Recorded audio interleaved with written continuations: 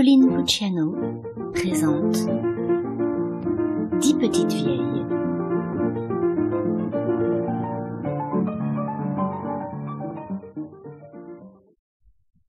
Dans les plis sinueux des vieilles capitales, où tout, même l'horreur, tourne aux enchantements, je guette, obéissant à mes humeurs fatales, des êtres singuliers, décrépits et charmants.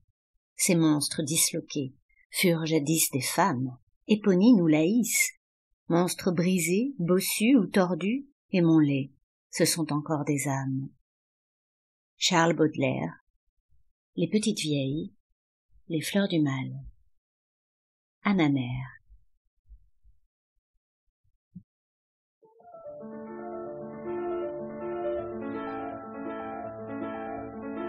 Journal d'Alice L. 27 septembre. C'est moi qui ai décidé de m'installer ici, aux Érables. Je me suis dit un jour qu'il pourrait être doux de vieillir, de glisser vers l'indolence, de me laisser couler dans la paresse comme dans des draps propres, en ayant déposé tous mes fardeaux. Parce qu'il faut bien reconnaître que la plupart des petites choses de la vie étaient devenues difficiles pour moi. Pas insurmontables, non, mais de plus en plus pénibles. Sortir la poubelle, nettoyer l'évier, ouvrir les volets, faire la déclaration d'impôt, prendre rendez-vous chez le dentiste, arracher mes poils de barbe, ouvrir une boîte de conserve, faire une sauce de salade, aller à la pharmacie, traverser sur le passage clouté. Un jour, je me suis dit, à quoi bon? J'ai eu envie d'être exonérée de tout, comme par magie, de faire disparaître tous ces petits embêtements infernaux, et pour la première fois, de me laisser aller. Une vieille a bien le droit à un peu de réconfort, après tout. Ce serait idiot de ne pas en profiter. J'y ai pensé pendant un bon moment, n'osant franchir le pas, ne sachant comment l'annoncer à tout le monde. Et puis j'ai cherché un lieu de retraite. Évidemment, j'ai pensé d'abord à un couvent, mais après en avoir visité un ou deux, j'ai compris que les bonnes sœurs ne feraient pas mon affaire. La liturgie, les regards de connivence échangés avec le ciel, les messes basses et les chants religieux m'auraient tapé sur les nerfs avant une semaine. Tandis qu'ici, j'ai eu un coup de foudre presque immédiat pour le décor. Je suis consciente que le Morvan est un peu loin pour la famille, mais cela leur fera une promenade, et puis je suis certaine qu'ils ne viendront pas souvent de toutes les façons. Au moins, là, cela leur fera une excuse, et tout le monde s'en voudra moins. Les Érables se trouvent sur un petit plateau, en haut d'une verte colline perdue dans les vallons. À l'est, on n'aperçoit que des forêts, des arbres qui s'étagent et qui commencent à prendre toutes les teintes de l'automne. Ils frémissent et s'agitent au vent, faisant vibrer de l'intérieur le paysage immobile, comme une mer végétale. À l'ouest, là où mes yeux pourront se porter tous les soirs au coucher du soleil, on voit la route qui serpente parmi les arbres, et en bas, les scintillements de la rivière. J'imagine ce paysage à toutes les saisons. Nous sommes en septembre, et l'automne s'approche, fauve et superbe. Puis j'imagine les arbres couverts de neige, puis de fleurs et de chants d'oiseaux. J'ai l'impression que regarder la nature de ma fenêtre pourrait presque m'occuper tout entière. J'ai toujours été contemplative, et cette unisson avec la forêt me semble merveilleuse. Peut-être pourrais-je me mettre à peindre? Le paysage cependant n'est pas tout, et je n'ai pas été moins charmée par l'élégance surannée du bâtiment principal. C'est un véritable manoir du XIXe siècle, en pierre de taille décoré de briques rouges et envahi par les glycines. Le hall d'entrée est vaste comme une salle de bal, et j'y ai vu un authentique Steinway, peut-être un quart de queue, sur lequel je me réjouis déjà de pouvoir répéter mes morceaux. Qui sait, peut-être mon petit talent de pianiste va-t-il enfin rencontrer un public. La directrice est une femme délicieuse, très cultivée, très professionnelle, et qui a accueilli toutes mes requêtes avec intelligence. Je ne doute pas qu'elle fasse tout ce qui est en son pouvoir pour m'obtenir une connexion correcte à Internet, ce qui était pour moi une condition sine qua non. J'ai senti qu'elle avait un grand désir de me satisfaire, et je ne suis pas naïve au point de ne pas comprendre qu'elle y trouve évidemment un intérêt financier. Elle a déjà tenu sa parole en ce qui concerne la chambre, et m'a logée dans une dépendance à l'écart, dans l'ancienne maison du gardien, où je n'ai pas de voisine immédiate. Les sommes que je suis prête à payer ne sont pas celles d'une pensionnaire ordinaire, et quelque chose me dit que l'établissement ne roule pas sur l'or. Je serais ravie vraiment de contribuer au redressement financier d'un lieu si intemporel et pour moi presque magique. Le parc attenant au manoir a probablement été paysagé par un artiste d'un autre siècle. C'est un jardin romantique à souhait, avec des perspectives charmantes, des bancs solitaires, des allées secrètes, une roseraie et même un petit labyrinthe de buis. J'en ai fait le tour au bras de la directrice et elle m'a montré toutes ses grâces. Quelques bronzes de Vénus et de Diane, un vieux kiosque de fer forgé doté d'une superbe mosaïque et une fausse colonnade romaine qui, bien qu'un peu kitsch, m'a fait un bel effet. Qu'il sera doux de vieillir parmi ces vieilles pierres, ces vieilles statues, ces fontaines antiques. Je peux à peine concevoir de finir mes jours dans l'atmosphère moderne et aseptisée d'un hôpital. Et si, en revanche, dans ce lieu désuet où la décrépitude donne un charme supplémentaire, où le temps dépose délicatement sa patine sur toute chose, je me vois bien devenir centenaire, séculaire même, comme un vieux chêne. Plus tard, au coucher. Oh, quelle galerie de portraits! Il faut que je note vite ces premières impressions. Il y a là tout le matériau pour un véritable roman, peut-être celui que je n'ai jamais réussi à écrire. En prenant mon premier repas avec les autres pensionnaires, je me sentais comme une collégienne découvrant ses camarades de classe. Je suis émue à l'idée que je vais côtoyer ces femmes, peut-être jusqu'à leur mort, ou jusqu'à la mienne. Certaines sont très âgées, et leur fragilité m'a touchée. Toutes, avec leurs différences, m'ont paru fascinantes et si gaies, si heureuses de voir un visage neuf. J'ai compris que c'était comme une sorte de fête pour elles, à la façon dont elles dévoraient des yeux leur repas, d'un air incrédule et au regard qu'elles jetaient un peu partout dans la salle à manger. Madame la directrice a mangé avec nous, et visiblement cela aussi était un peu exceptionnel. J'avais hésité à m'habiller pour le dîner et je n'ai pas regretté de l'avoir fait. Ma robe mauve et mes perles leur ont beaucoup plu. J'aime l'idée qu'on fasse la fête de temps en temps dans un semblable asile, et que la joie et les bijoux puissent briller dans ces vieux yeux comme au temps de l'enfance. Mais je dois procéder avec ordre si je ne veux rien oublier et présenter tout d'abord ces étonnantes commensales. Et je vais commencer par notre doyenne, Geneviève, qui approche des 98 ans.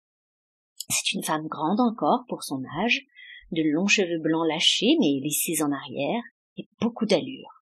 Elle ne parle pas beaucoup, mais j'ai eu le plaisir de constater, par les regards perçants qu'elle m'adressait, qu'elle saisissait parfaitement la situation. Sa sœur Marguerite, de quelques années plus jeune, paraît être son ombre, un peu plus courte, un peu plus large et plus commune, toujours sur ses talons, mais infiniment plus bavarde. Elle aide Geneviève à se déplacer et à manger, comme si elle était une nurse, alors qu'elle-même doit être une nonagénaire confirmée. Ensuite vient Zuleika. Quel nom de princesse, qui m'a frappé par la droiture de son maintien. Ces femmes d'Orient ont un port de tête superbe que le monde entier leur envie. On voit quelques cheveux d'un roux flamboyant s'échapper de son voile, très élégant, soit dit en passant. Je n'ai pas tellement discuté avec elle, car elle était assise à l'autre bout de la table, mais elle m'a fait l'effet d'une femme très respectable. À ses côtés se trouvait Monique, une toute petite bonne femme habillée de nombreuses couleurs voyantes, qui allait, si je me souviens bien, du jaune d'or au bleu roi, dotée d'une énorme paire de lunettes rouges et rondes et d'un coup de fourchette non moins remarquable. Je n'ai jamais tellement fréquenté ce genre de personne tape à l'œil, et j'admets bien volontiers que j'ai à son égard une certaine prévention. Cependant, je dois dire qu'elle s'est montrée accueillante et volubile et a grandement contribué à la gaieté du repas. Un autre détail plaide en sa faveur. Elle semble très amie avec une autre pensionnaire qui m'a impressionnée par sa culture et son intelligence et qui se nomme Arlette. Comme cette dernière était assise à côté de moi, j'ai pu lui demander pourquoi, alerte et vive comme elle se trouve pensionnaire ici. Elle m'a répondu que nous étions à table et qu'elle ne souhaitait pas me parler de ses raisons en un tel lieu, mais qu'elle m'éclairerait bien volontiers dès demain. Je me demande de quoi elle pouvait bien parler. De l'autre côté se trouvait Gloria. De nous toutes, malgré ses 80 ans, c'est certainement la plus belle. Elle porte un chignon superbe, et ses grands yeux bleus devaient faire tourner toutes les têtes il y a 50 ans. Mais mon Dieu, quelle triste petite femme! Ses yeux bleus semblent toujours humides, et elle sourit sans cesse avec insistance, comme si elle voulait être bien sûre de s'attirer la bienveillance de tous. Elle m'a fait un mélange étrange de pitié et de répulsion. Une femme très forte et, je dois dire, un peu négligée, nommée Blandine, était à l'autre bout de la table. Elle semblait rêveuse ou triste, concentrée sur son repas ou dans son monde intérieur, impossible de le savoir. Elle ne prêtait pas attention à sa voisine, Jocelyne, une dame souriante et fatiguée, qui, à mon avis, avait mal au ventre, car elle n'a pas touché à son assiette et s'est contentée de faire bonne figure en dodelinant un peu de la tête. Enfin, last but not least, Marie-Jo, une femme des îles, qui a vécu toute sa vie dans le Morvan. Ses cheveux ont blanchi en couronne, tout blanc autour du front et d'un noir de jet plus bas. Je n'ai pas pu la croire lorsqu'elle m'a dit son âge, et cela a presque paru la vexer. Marie-Jo m'a expliqué, très obligeamment, beaucoup de choses concernant l'établissement, et notamment les règles de conduite et les horaires, sur lesquels elle paraît très à cheval. Elle paraissait sans cesse sous-entendre des choses que je ne comprenais pas, mais je me suis fait un devoir de répondre à ses regards entendus par un sourire de connivence. Il faut dire qu'elle parle d'un ton de voix très bas. Je pense avoir perdu, comme dans ces films français que ces jeunes réalisateurs ne savent pas sonoriser correctement, les 3/4 du dialogue. Madame la directrice, du haut de ses 50 ans, flamboyait de jeunesse. Une femme énergique, superbe, un peu masculine peut-être, mais n'est-ce pas nécessaire lorsqu'on occupe un poste d'autorité comme le sien? Il faut savoir être crédible dans ce monde. Les cheveux coupés très courts, dessinant une ligne sans défaut sur la nuque, des lunettes sévères, un pantalon noir, cela ne l'empêche pas d'être absolument charmante. J'ai senti qu'il y avait une légère animosité entre elle et Arlette, mais je compte fermement ne me mêler d'aucune affaire de ce genre et ne rentrer dans aucun conflit. Dehors, la lune s'est levée, superbe, presque pleine, et éclaire la forêt. Les arbres serrés les uns contre les autres, frissonnants et protecteurs, ressemblent à des vieilles femmes aux chevelures argentées.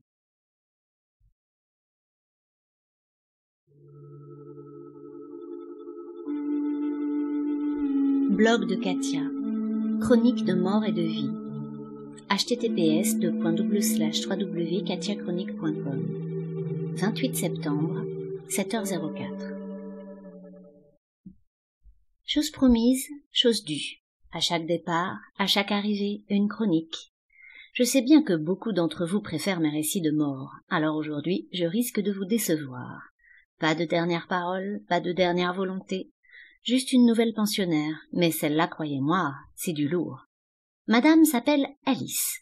Je vous ai déjà dit que toutes les vieilles, sans exception, toutes, même les plus gentilles, étaient des monstres d'égoïsme. Eh bien, Alice, je crois que c'est leur reine-mère. D'ailleurs, reine-mère, c'est assez bien choisi, vu qu'au niveau du look, on est quand même assez proche d'Élisabeth II. En fait, elle cumule tous les défauts des vieilles et tous les défauts des gens riches, et ça, c'est la combinaison fatale. Quand j'y réfléchis d'ailleurs, je me rends compte que ce n'est pas facile de mettre le doigt exactement sur ce qui m'agace tellement chez les riches.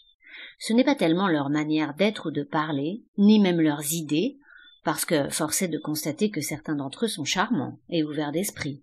Non, ce qui est agaçant au point que j'ai envie de les faire sortir de leur gonds, c'est leur insouciance. Les riches sont insouciants. Leur argent met comme une couche de coton entre eux et le monde, et ils ont volontiers un air espiègle, gourmand, joyeux, comme les enfants. Voilà le bien suprême qu'on leur jalouse, bien plus que l'argent ou le pouvoir.